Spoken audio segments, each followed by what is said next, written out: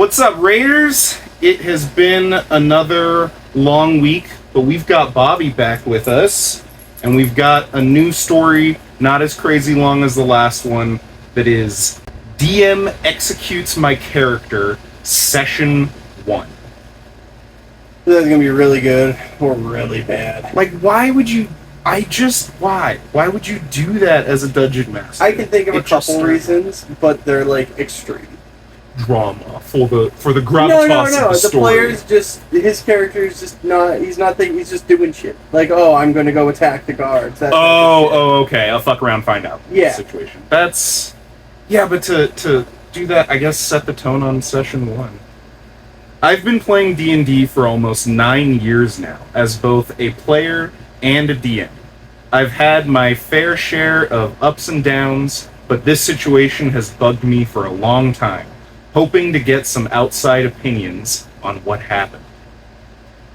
Well, that's what we're here for. Let's see where this goes. A friend decided to start up a new campaign and had 2 others and myself join. Okay? Nice little small 3-party team. Okay. I rolled up a rogue for my PC that I was recently excited about playing.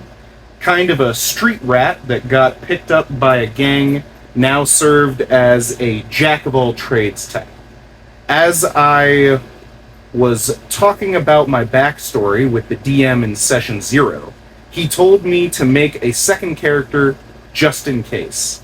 I've been there before, a lucky crit or a bad fall while doing something stupid, like you said. I didn't think anything of it and made up a paladin quick and threw together a backstory. At this point, the DM told me he liked my second character more than my first. I told him that I was really excited about the first one and would prefer to play my rogue.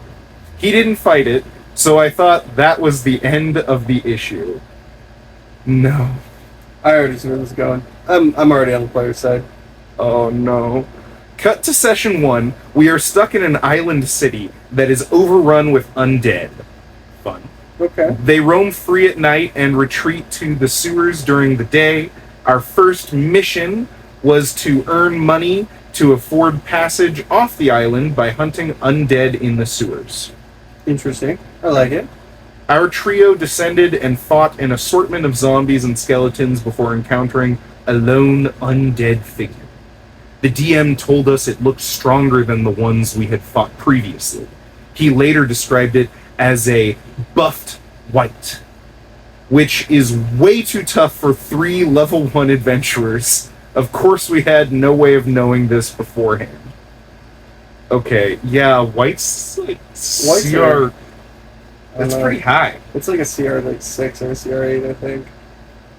Yeah, I don't know. I think don't I'm know. maybe giving too much credit, but it's definitely too much for 3 level 1s. Yeah.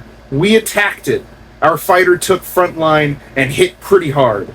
Our bard used a debuff. My rogue threw a bottle of holy water he had bought from a vendor in the city, which did decent damage. On the white's turn, the DM chose to have the white ignore the fighter, smacking it with a greatsword, take an attack of opportunity, and go straight for my rogue. I was downed round 1. The other 2 party members continued combat trying to finish the white. On its second turn, instead of dealing with the active threat of the 2 remaining party members, the DM chose to have the white execute my downed character. I was about to defend that, being like, well, I can see, a white just got hit by the holy water. Yeah, it's going to go hit the guy with the holy water, but execute? Bro, you got to, make sure your characters are okay with that. Your players...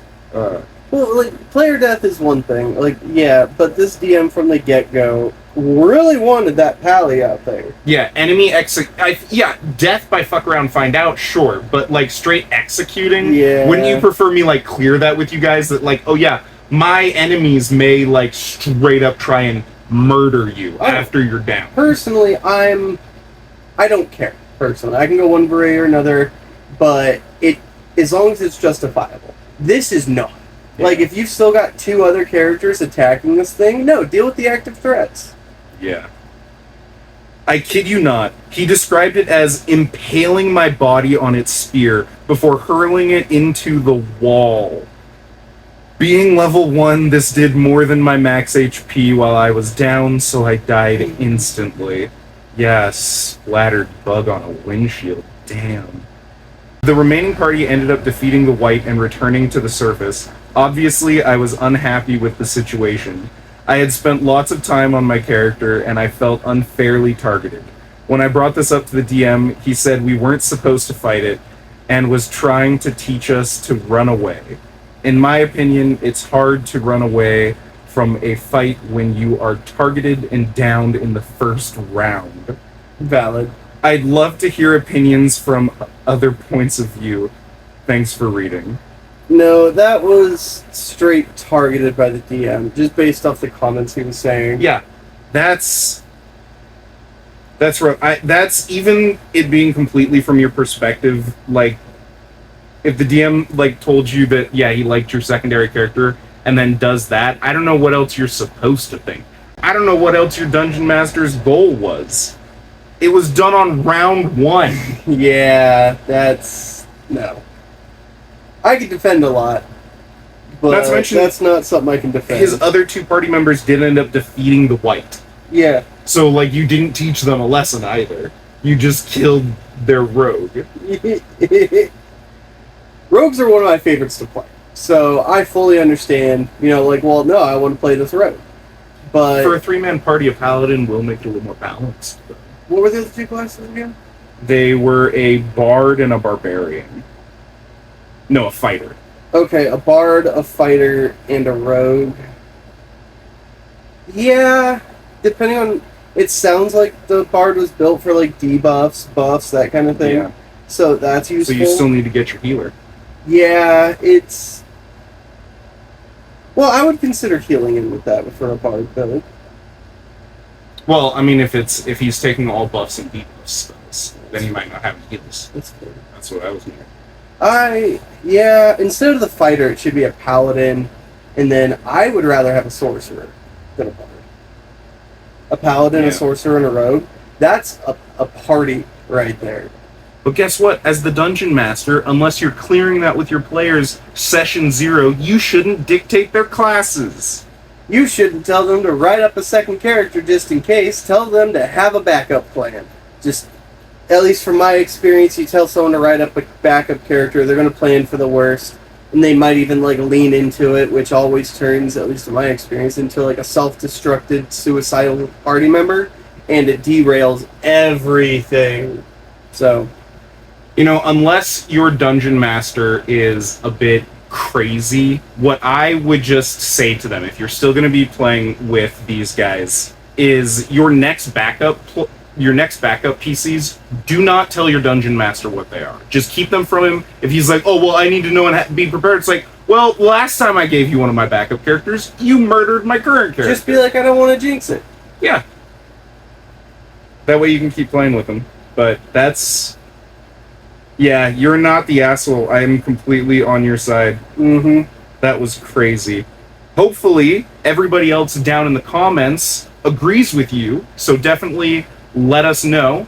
And also, share stories on if you've ever been killed from session 1, because I've never done that, but like you said, you fuck around and find out. So the funnier the death, though, the more points you'll get. I take that back, actually. I did find an Annihilation Orb session 1 time. And I got in the first session, I got my tongue chopped off once. That was cool. I got held prisoner once. Twice. In the first session? The first session of that character. Wow. I mean, hell, I've had a first session character in one of your games die right off the bat. In prison? He started in prison, and then he also died at the end of that same session. That's true. That was part of my notes. Dead. First session. Dead. He was a good character. I love him. But, as always, guys, thanks for watching, and Serenity's gonna sign us off. Lick that subscribe button and the like button. Woo!